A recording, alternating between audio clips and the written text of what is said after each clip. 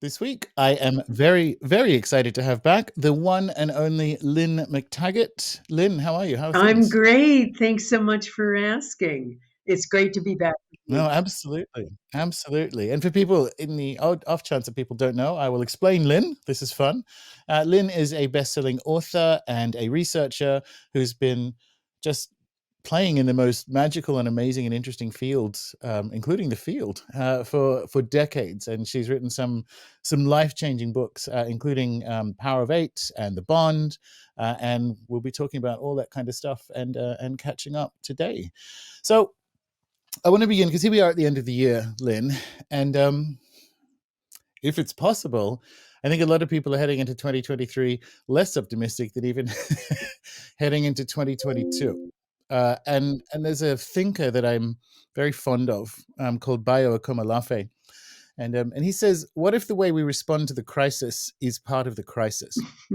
And so I thought this is a really good time to have a chat with Lynne about um, what we do with our minds and our hearts and how we think about next year and how that can have an impact like going in. So yeah, what do you think? Well, I think what we have to recognize is that, which is something I've been writing about for a number of years now, which is the life we've created according to the old scientific story, the story we continue to follow, is not the life we were meant to lead ever.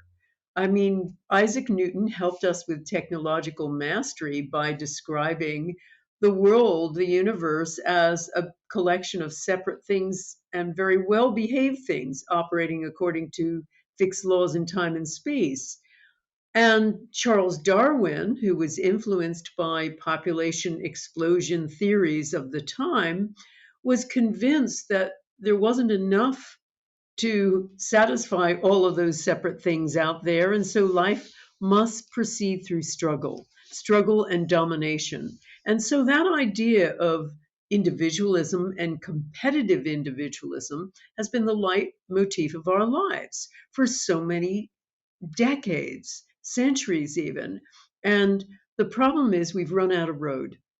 We now have got to the point following that road where we are essentially eating our own children. We're destroying our environment. We're robbing our children of their future. Um, our generation, I love this Stephen King quote. Our generation, we were meant to save the world, and instead we discovered the home shopping network. And I think that kind of sums it up. We created this mess that we're living in now. We took it to the nth degree, and now it's time to change. So change is bumpy, of course, as we're now experiencing, but it's also really good. It's a moment to completely reconfigure what we're doing and how we're doing it. And it's not going to happen from the politicians, it's going to happen from the ground up. And that's something I'm very interested in now. Yeah, absolutely, absolutely. We just in the members area in Q3 finished up a course on energy healing, and one of the books I allocated for reading, because they've all read Power of Eight, is The Bond, and because it's actually, I think it's definitely one of my favorites, right? Thank you. And it's pretty much based on what you just said there. So we did like interviews with different energy healers, and there is something about we can call it energy healing, whatever you want, right? Like intending that humans are supposed to do. Like it's almost like it's a word for the natural function of humans, and it's that kind of connection and being with others, which is essentially what the bond is about, right? So that's why I included it as an almost non-obvious choice from the McTaggart library into the course. But I actually, because what you were just saying there, I think is relevant. Like, for people who don't know, who haven't read it, but what is the bond? Well, I use the term the bond because when we look at our real layer of being, from our subatomic particles to our cells and their way that they connect, and to our relationships with each other, to our relationships with everything in the world, there's a bond. And by bond, I mean a connection so integral and profound, it's impossible to say where one thing ends and another thing begins. We've always thought of ourselves as separate and, as I say, well behaved entities operating according to these fixed laws. But the universe is a lot messier than that, we've discovered. We've discovered we're all packets of vibrating energy, trading energy back and forth. And I like to characterize us as one giant supergalactic superorganism. And that is what we are now. We are an integral bond. And the problem is, we don't live life like that. We live life in separation and competitiveness. So, the reason I wrote the book was really to challenge Darwin and also to say, well, okay, how do we live according to the new science? What were we really meant to be? And the evidence demonstrates, as you mentioned, that we were never meant to be competitive and individualistic. We were meant to connect. We need to connect. It's essential. It's part of our DNA. One scientist wrote that if we were animals in a zoo, it would have to say, does not live in isolation. And that's so Yeah. important for us. We do not live in isolation, and yet we do now. And that's one of the big, big problems exacerbated by COVID. Yeah, absolutely. And this is the thing, this is that what if the way we respond to the crisis is part of the crisis, right? Like if we try to fix I don't even like the word fix really, but if we try to address the problems in the world heading into 2023 from that level of thinking that's generated them that we just discussed, like how it is that we live, then we just get more of it, right? Like we're responding to the crisis as part of the crisis. And that's kind of the bond. You could see something like that in revised understanding of evolutionary biology. When people look at ecosystems, it's not like red in tooth and claw. It's collaborative and co-creative. And what I'm interested in as we head into next year is what that looks like. Like, what can we do to operate from like a non-separate level? What are some of the things that we can do it next year that I don't want to say provide a bit of optimism because that's almost underselling it. It's like, how can we position our whole beings in moving into 2023 to improve our lives, but also like the world, right? Okay, absolutely. Well, you said something really important earlier, which was, well, we're meant to do this. We have this capability and we're meant to use it.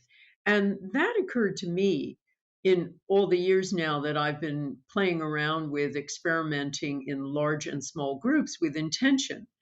I've come to the position that we all hold extraordinary ability to heal ourselves, each other, and the world. And that ability is innate, but it gets denied. We know this as children, but then our authority figures dissuade us of this and say, no, no, no, no, that's just your imagination. It's not real. And so we end up becoming very diminished from the extraordinary extra potential that we have. And I've seen it thousands of times now with my Power of Eight groups. I have tens of thousands of Power of Eight groups around the world. I understand that you've got a few of them that you have. And I have discovered since 2008 that we can heal anything with our thoughts.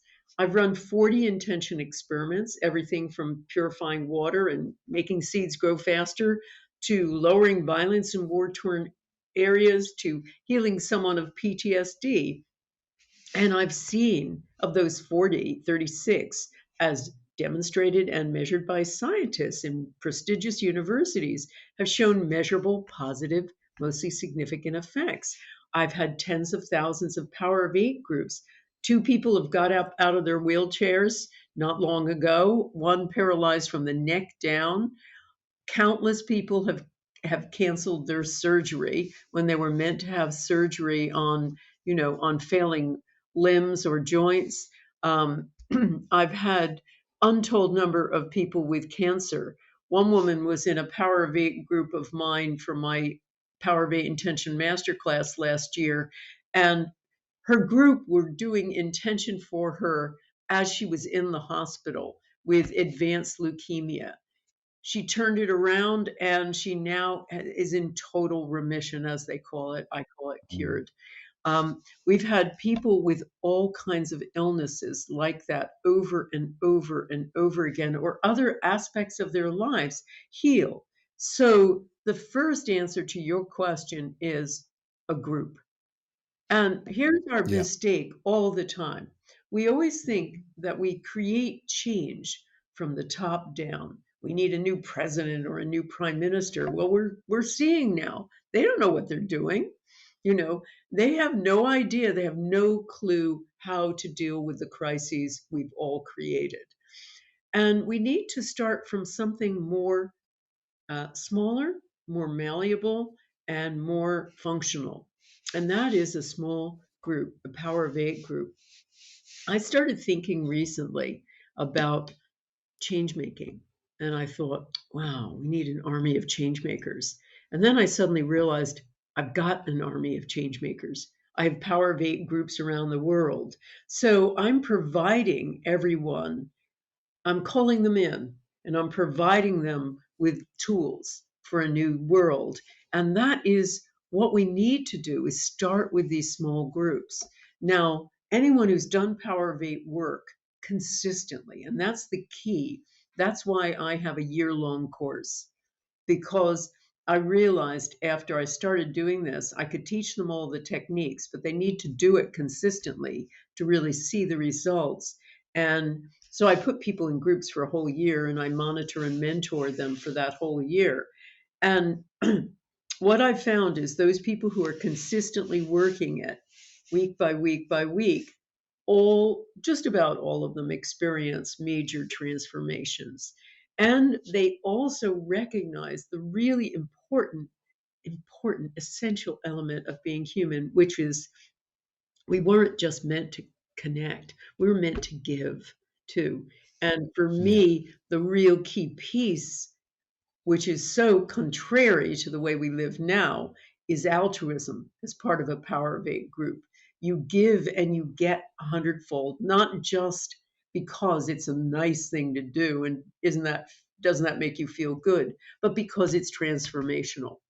So I think the revolution is going to start with these small groups, not only healing each other, but starting to move out into the community and start healing the community, healing the polarity, healing the dissension, healing the climate issues. I've had plenty of Power of Eight groups that have brought rain or stopped fires around in the middle of California in the wildfires and more.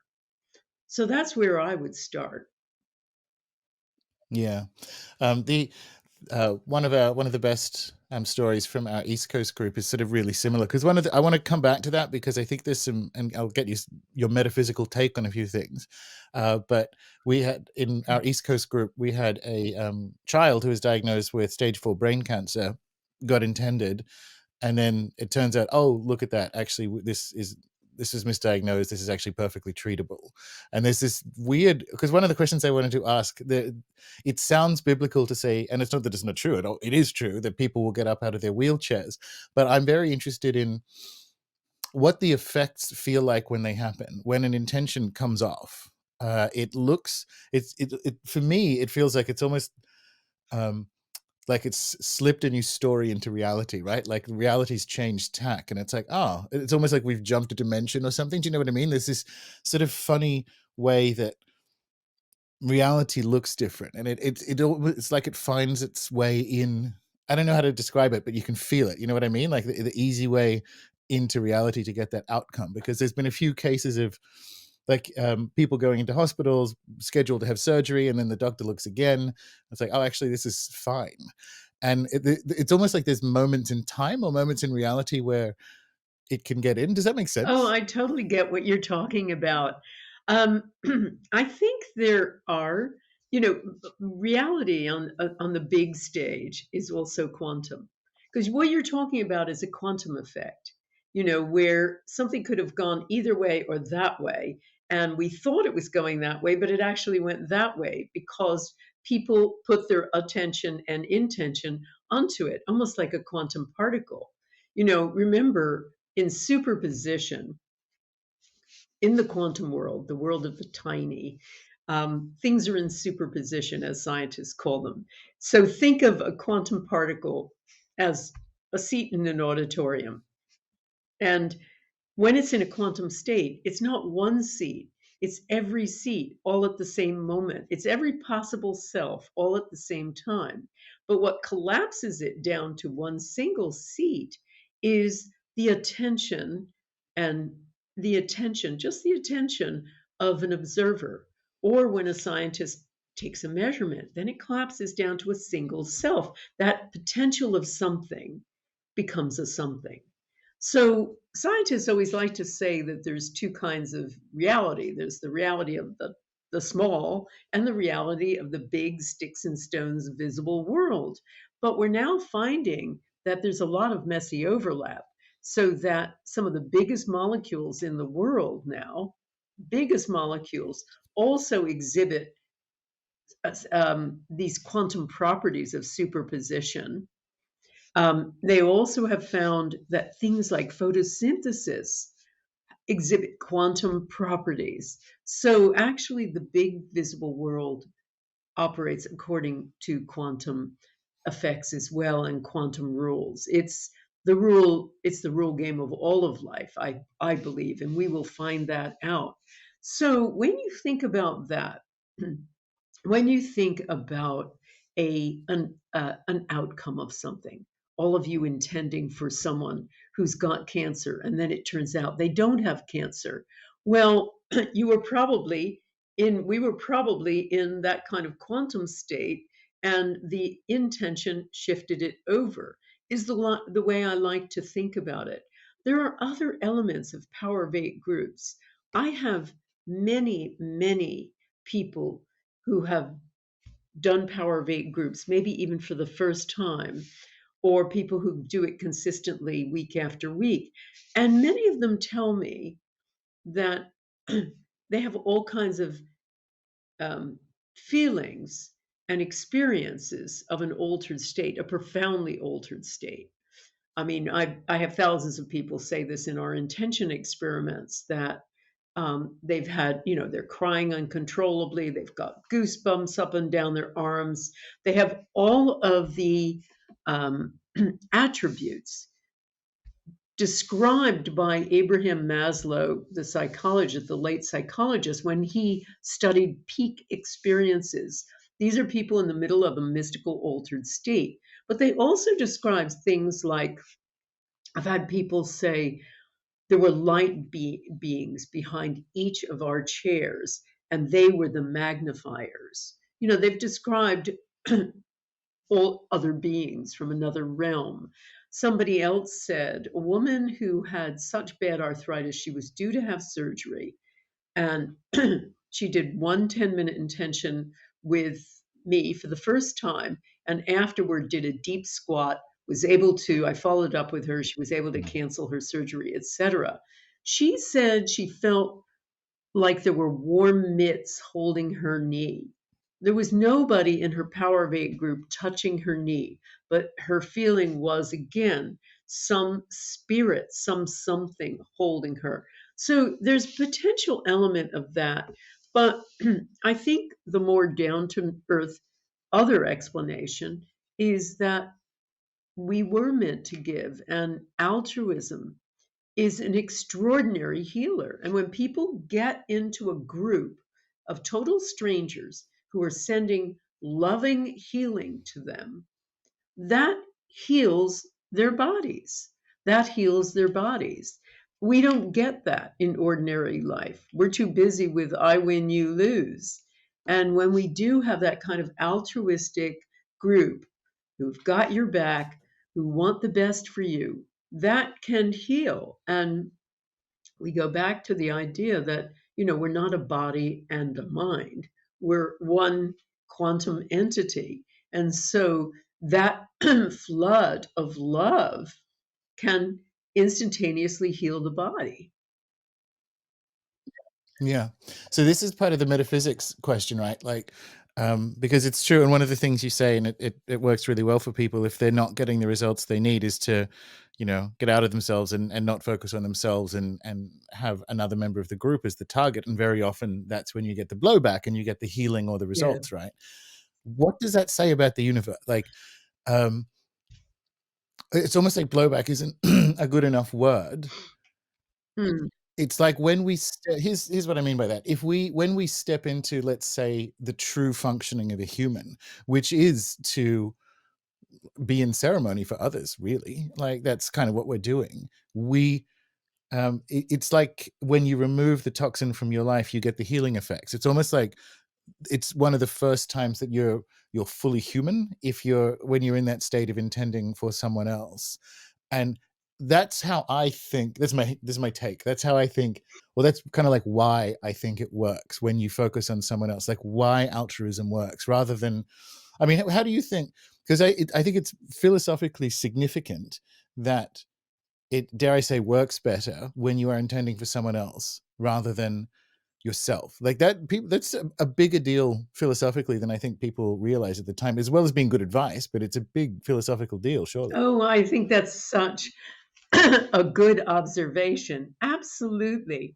I mean, what I've discovered as I've been doing this since the intention experiments of 2007, as you say, is people, when they get off of themselves and they start intending for someone else, almost invariably their lives get healed.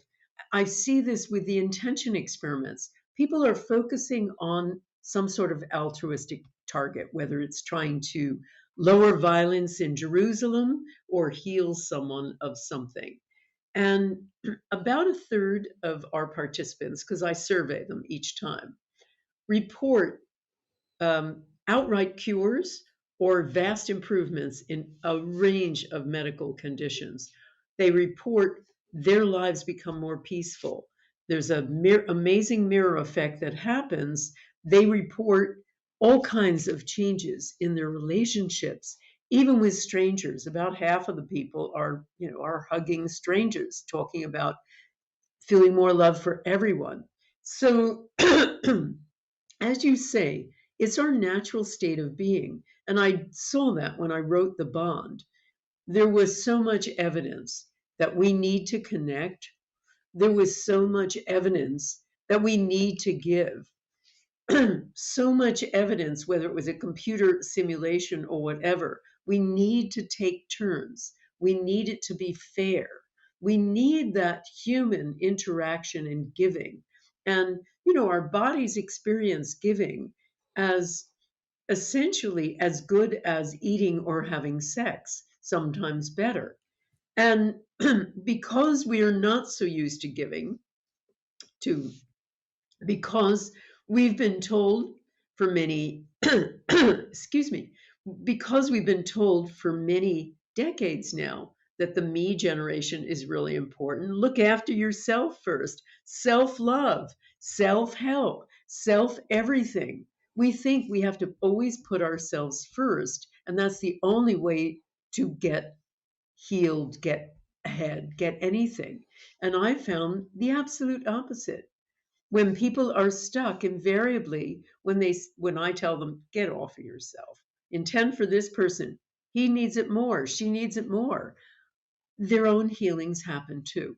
So it doesn't mean people should give to get, but it means that part of a Power of Eight group's um, power is the fact that 7/8 of the time you're intending for someone else, and it naturally happens.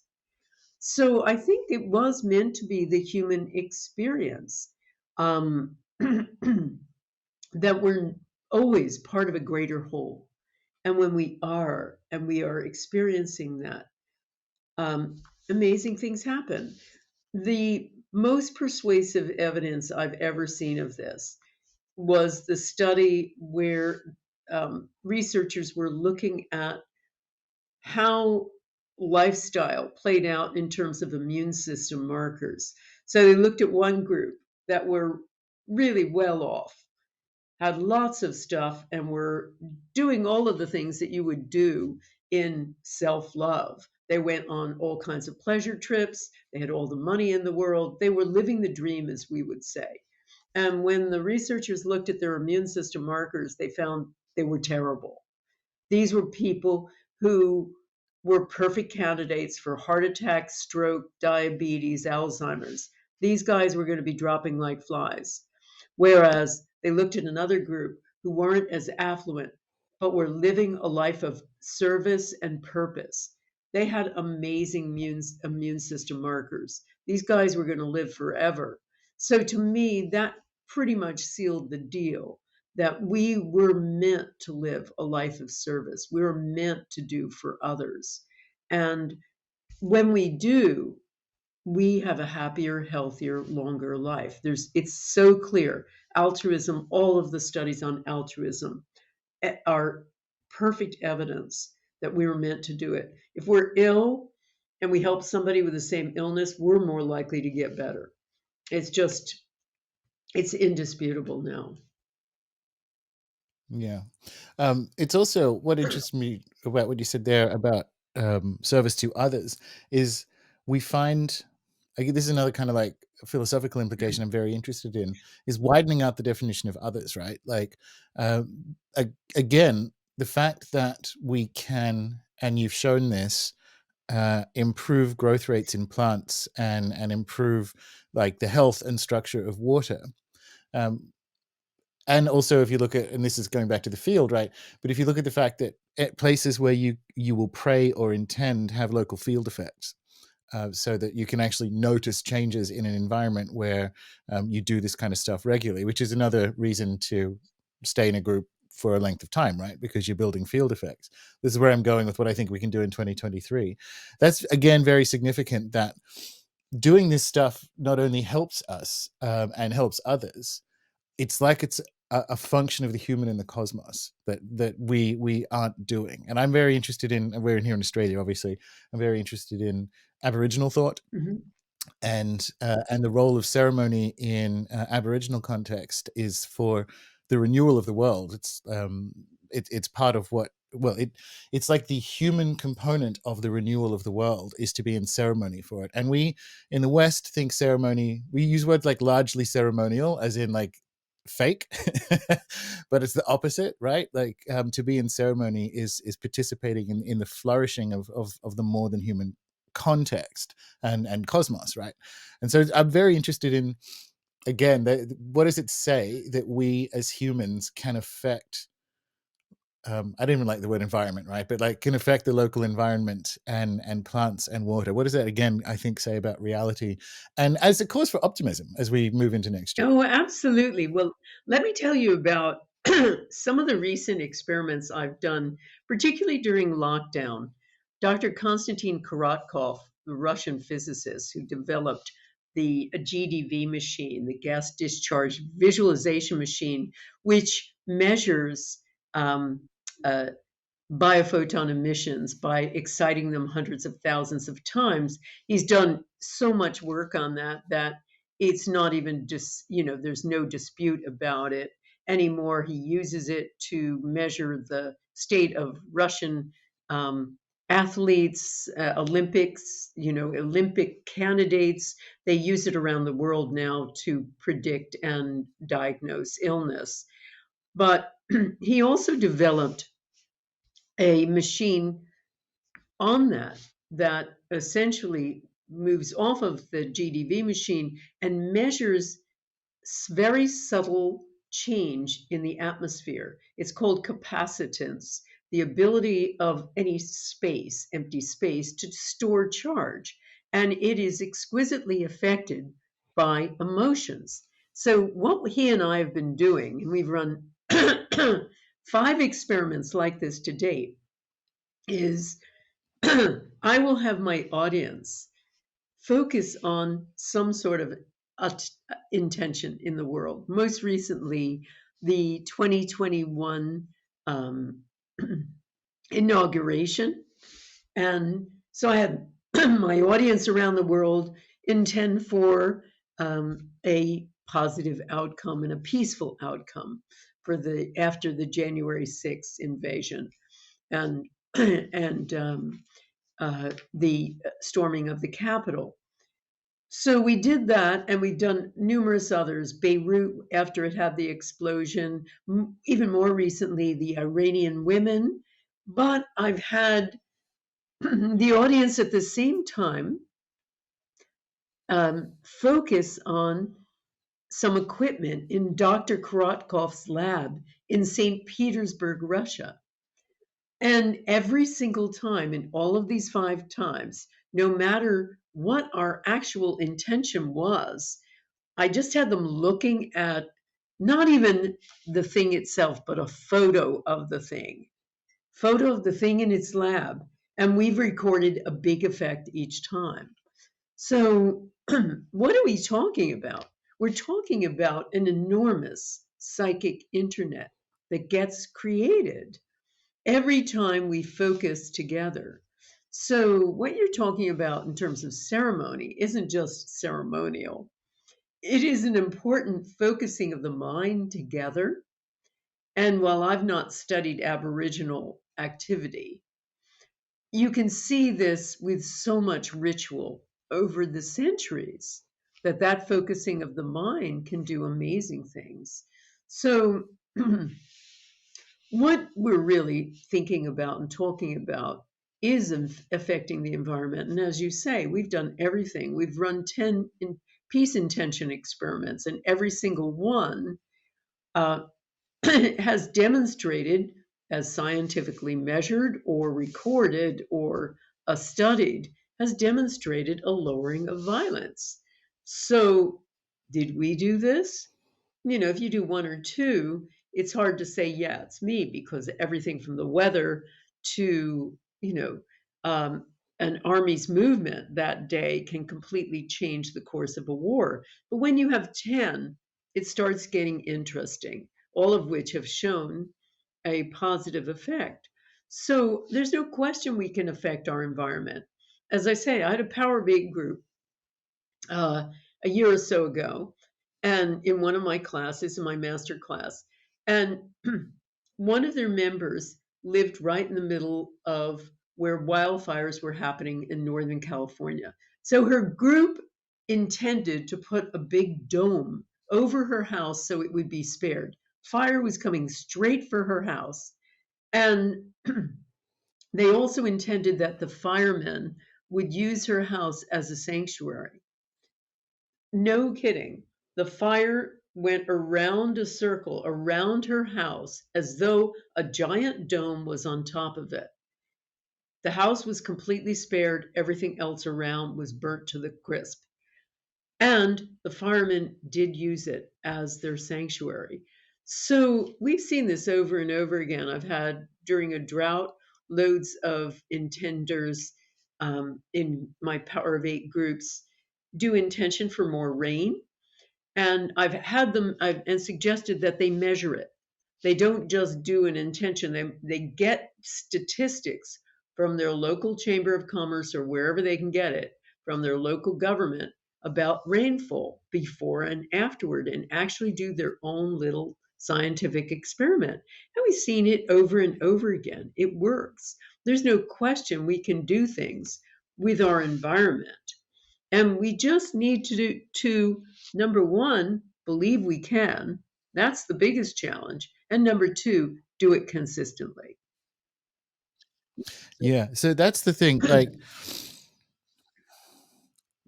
we have experienced several centuries of environmental decline that basically follows the same graph down as us no longer being in ceremony for like the more than human world, right? So it's like when we talk, very often when we hear results like that, because we've had groups do the same thing during the fires as well, and so we're in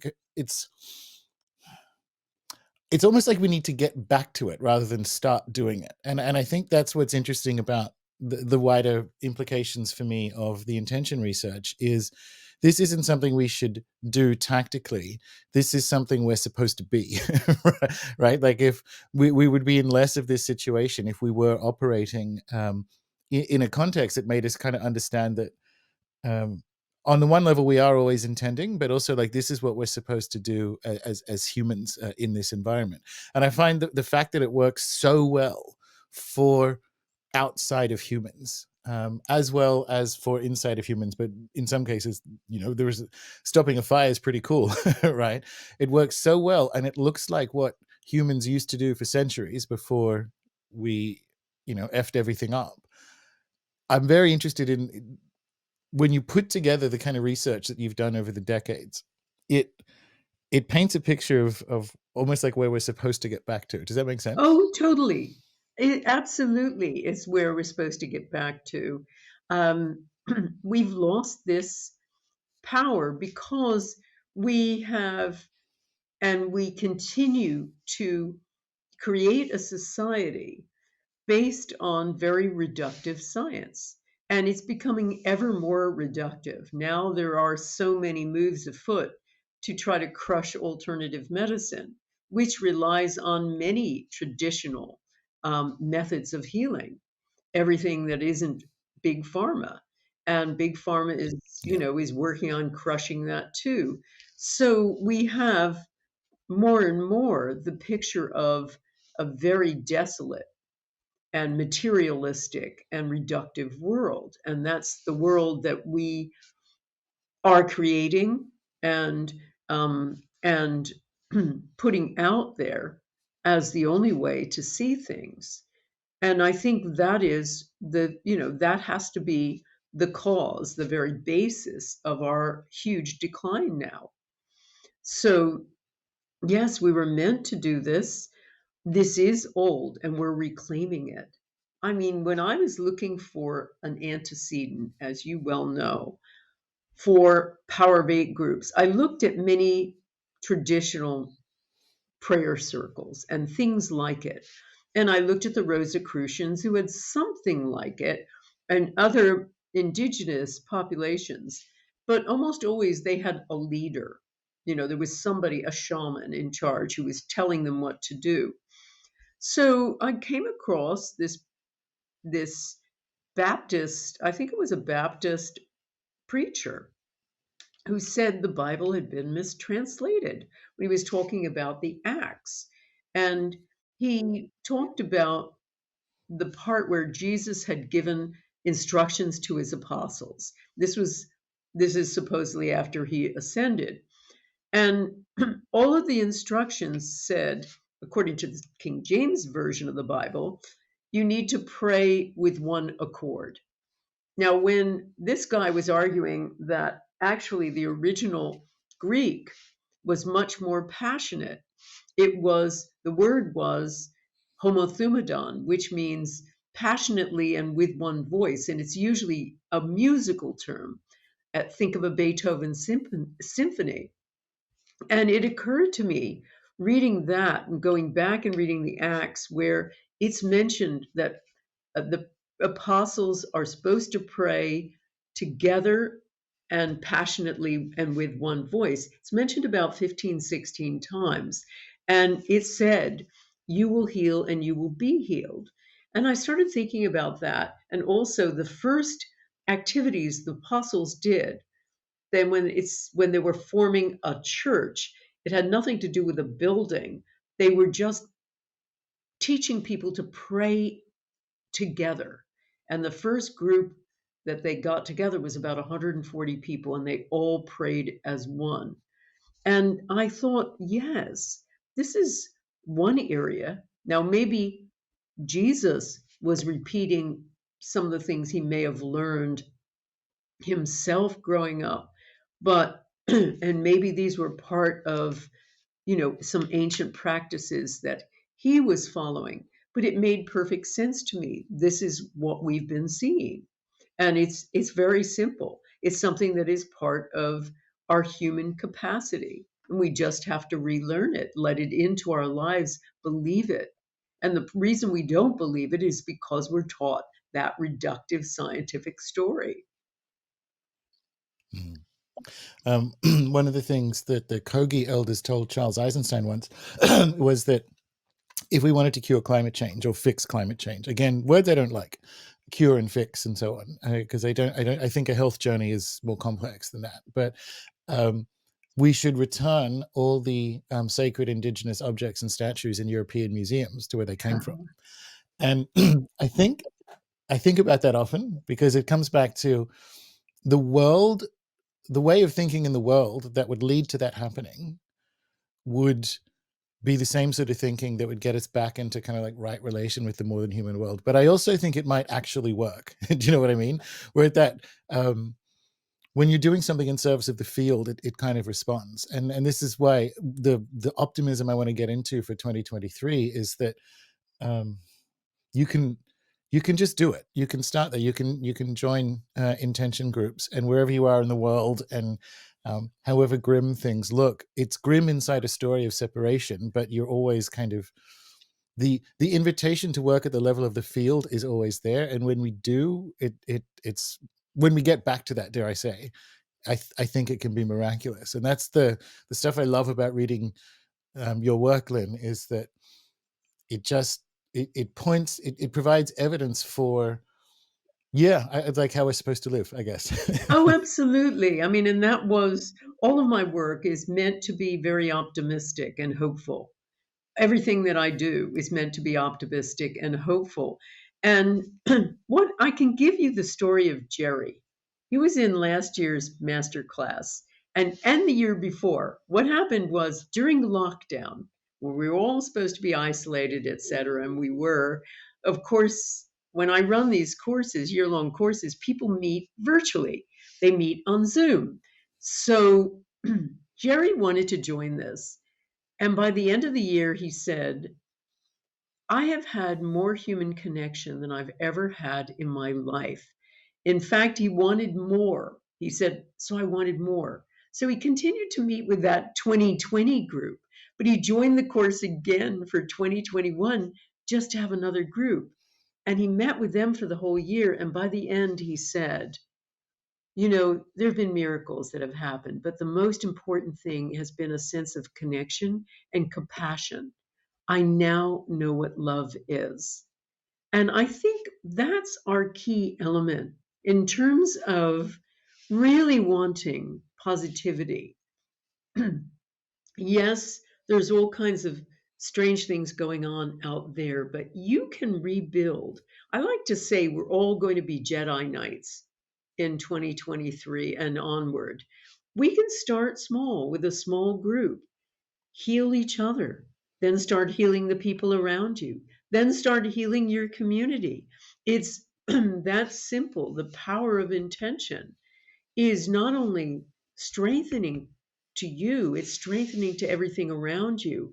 And most fundamentally, you'll never feel alone again. That's the thing. These groups become your intention family. And with that small group, as Margaret Mead always said, every single new movement has started with a small group, every single one in the world. So it can start small and be completely transformational. And that's why Yeah. that's why I'm calling in my Power of Eight groups. I want to give everybody tools, some tools to transform not only their own lives, but the world. Yeah.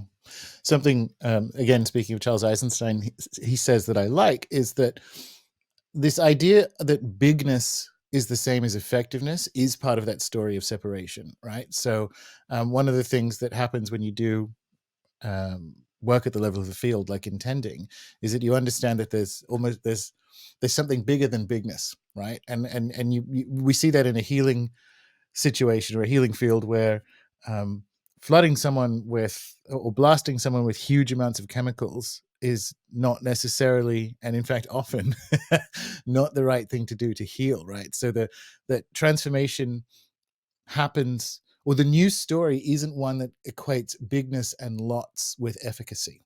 So when we are working at the level of the field, when we do step into it, the number of people and their distribution, you can't measure it based on the rules of the previous world, if that makes sense. Oh, totally. And as you say, bigness doesn't and mega. attacks on things aren't necessarily the way. I see that wearing my other hat as the co-editor of What Doctors Don't Tell You, a magazine we've been running now, a publication for 32 years. And we've been looking at, conventional medicine and found how little it actually does cure. I think in terms of drugs, I've Yeah. only identified one drug out there in the vast everything that actually cures things, and that's an antibiotic. Which one? Antibiotic. Okay, yeah, If fair you enough. know of Yeah. another one, Yeah. I've been asking this question for 32 Yeah. years.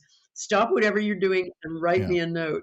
But antibiotics, and even that isn't effective anymore because they're so overused. But the point is, conventional medicine believes that you have to attack things with nuclear warfare. And so much of the time, something subtle is much, much, much more powerful. And certainly we've seen this with Power of Eight groups. A lot of people think more is better, even in the new age. So they think you've got to do hours of priming or Yeah. years of study, or um, if you've got to meditate, it's got to be for hours. I've never run any Power of Eight group for more than 10 minutes. And certainly with the brainwave studies we've conducted, we've seen that there are immediate changes. People enter an immediate state of oneness. So I've never run an intention experiment for more than 10 minutes, and we've had major effects. So bigness, powerfulness isn't always best. In fact, most of the time it isn't. No, it got us into the state we're in. Exactly. That's what Exactly. that's what empires are, and that's what big pharma is, and all the That's rest of it, right. right? So That's right. the the thing that comes next is going to be emerges out of an understanding of the field, I think, and stuff like intention does that, and I think that's that almost that cosmic return. Absolutely. We have to learn how to get over the polarization that we now have. I mean, one of the things that started to shock me in my intention experiments was that people who were polarized groups were coming together after doing this altruistic act together for 10 minutes. So, my most powerful one was getting 8 groups of Arabs from 8 major countries. There was conference. We had a special equipment. We put cameras in 8 conference rooms with Arabs from different countries in each one, and the ninth camera we put in an audience of Israeli Jews. And I had to be the go-between before this experiment began. We wanted to set intention to lower violence in Jerusalem. So I was talking to the Arabs, I was talking to the Israelis. Neither of them wanted to talk to the other. By the end of this 10-minute intention, when I called on each group to just talk about their experiences, they were sending love to each other. They were saying, "Your God is my God," et cetera, et cetera, et cetera. And more recently, during our intention experiment for uh, the American inauguration in January 2021, I had deliberately put together Republicans, Democrats, members of the police, and African Americans, a former jihadist. I had people from all kinds of political persuasions. And again, by the end, they were all sending love to each other. And so I've found, just looking at it biologically, that doing this kind of altruistic exercise, intending for peace or something like that, has major, major effects on the vagus nerve. And it enables one immediately to become closer to people who are not like you. So I found that really important. And once again, more evidence of what you talked about, that, this is our natural state of being. This is the way we're supposed to be, not getting and spending, not I win, you lose. We're supposed to give. Yeah, definitely.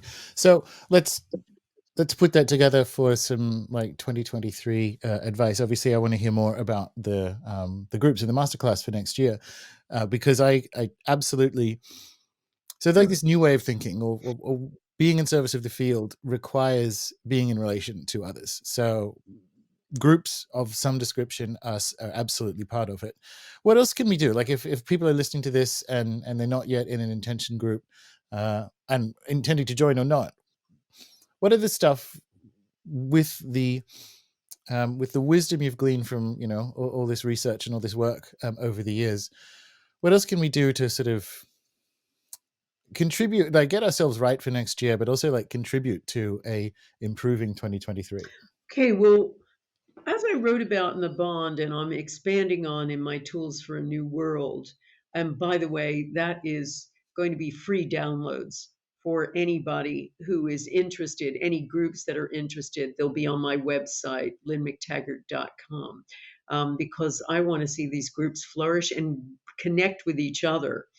Um, but there's some really important things we need to do. And one of them is just learn how to see much differently than we do now.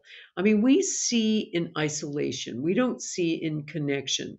So we have to change the way we perceive the world and also the way we relate to it.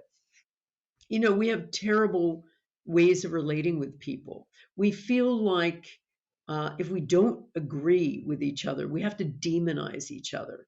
And we also have to tell the world how terrible that person is because they're a Republican, and we don't believe Yeah. in that. And we have to broadcast it.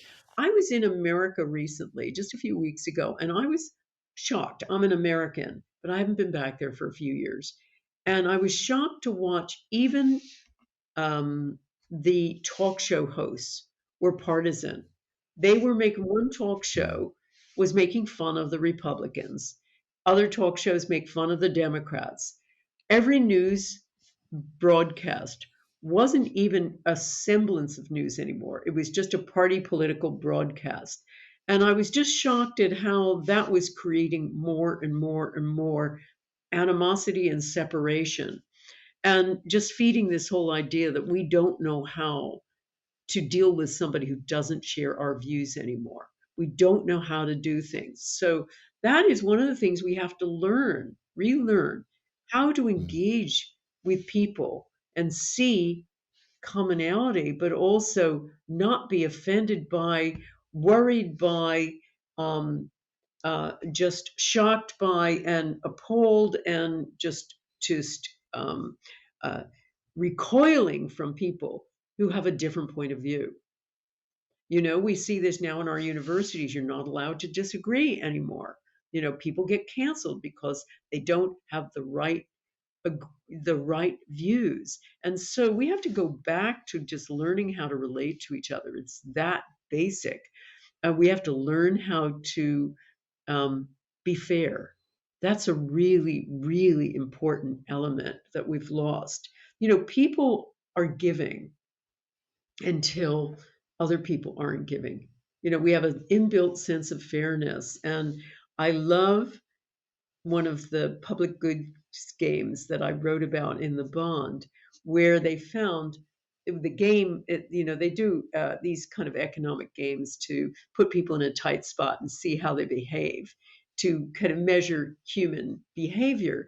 And with this game, everybody gets a certain amount of money, and they're supposed to contribute to the pot, and then the pot gets redistributed, and the whole secret to the game is the more everybody gives, the more everybody gets. But initially, lots of people are generous, but a few are not. And then the other ones who are generous see the ones who are not, and they get pissed off, and so they put in less the next round, and less the next round, until nobody's giving anything. And that's a demonstration of our need for things to be fair. So fairness doesn't mean sameness. Doesn't mean everybody has to get. It's not communism. It's about fairness. What is fair? What is commensurate with your contribution? And so that has to come back too.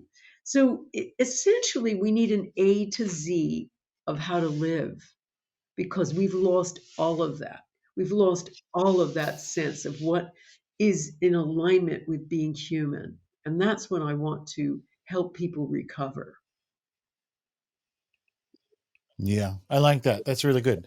It's certainly learning how to see. And for me, the piece that I would add, and again, it's why I like your stuff, is there's comfort in knowing, like, so much of there's so much evidence based. Well, there's a lot of evidence in all your books for stuff that's going on, right?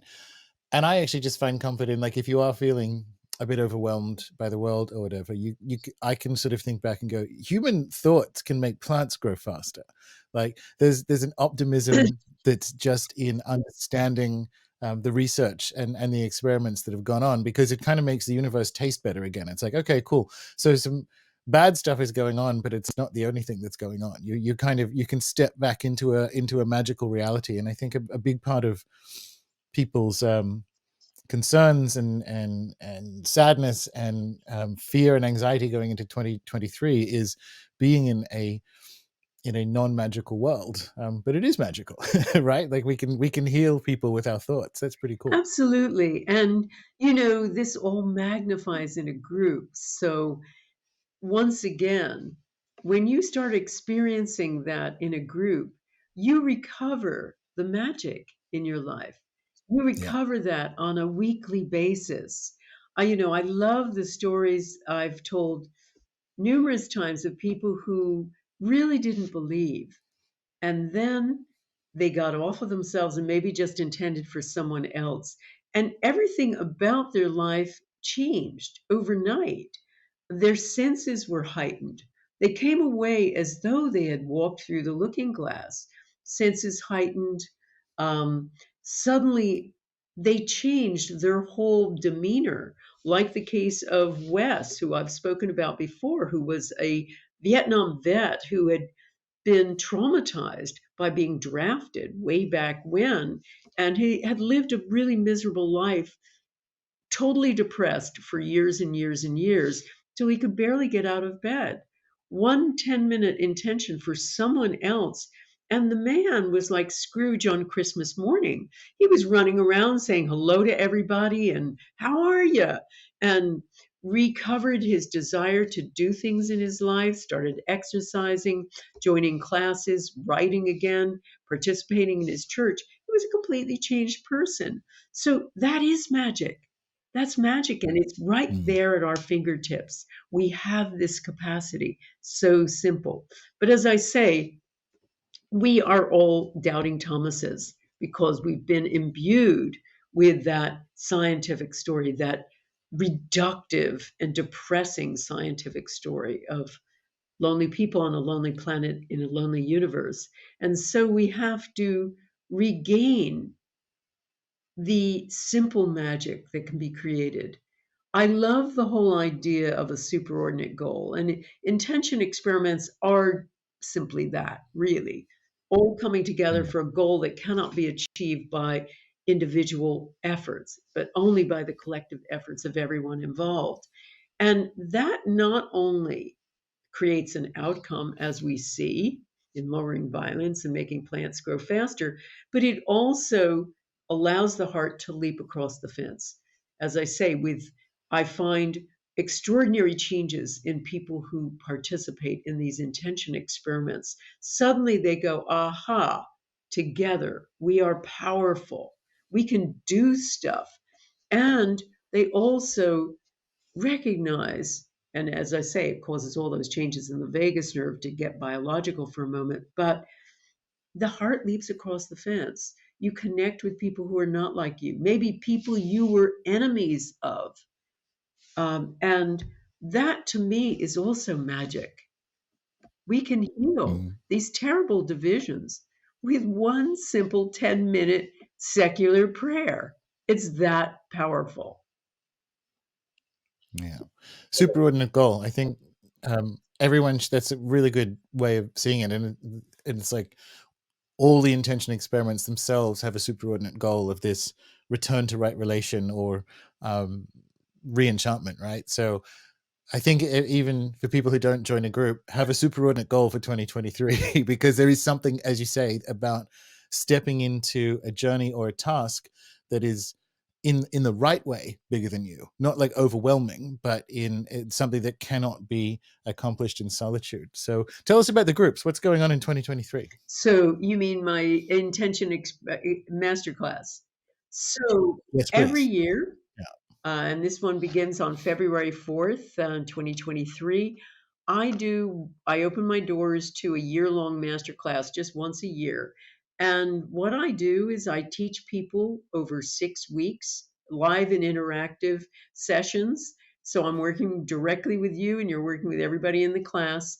And you learn all of the advanced techniques of intention mastery and how to use intention with relationships, how to overcome self sabotage and negativity, how really to use and create your groups and how to run them properly. And also, you talked about this before. What a leaky bucket you are. That you're not just intending when you sit down and you do your little meditation in the morning, you're intending every moment of those 70,000 thoughts you have every day. And that, all of that judgment you have, all of that negativity you hold, all of that becomes your life's intention. So I help you get over that too. Then I put you in groups. And because I love the Beatles, I put people into groups with Beatles song names. So all my groups are Here Come the Sun and Revolution and all of that. And you meet with the groups every week for an entire year. I also do regular intention clinics so that I can keep you on track. I can help mentor you. I can help make sure that you're understanding and doing it all right. And we've got a community, special private community site, and much, much more. So check it out on my website, lynnmctaggart.com. And under my courses, you'll find the Power of Eight Intention Masterclass 2023. Wonderful, wonderful. And obviously, if you're listening to this rather than watching, this is in the show notes below.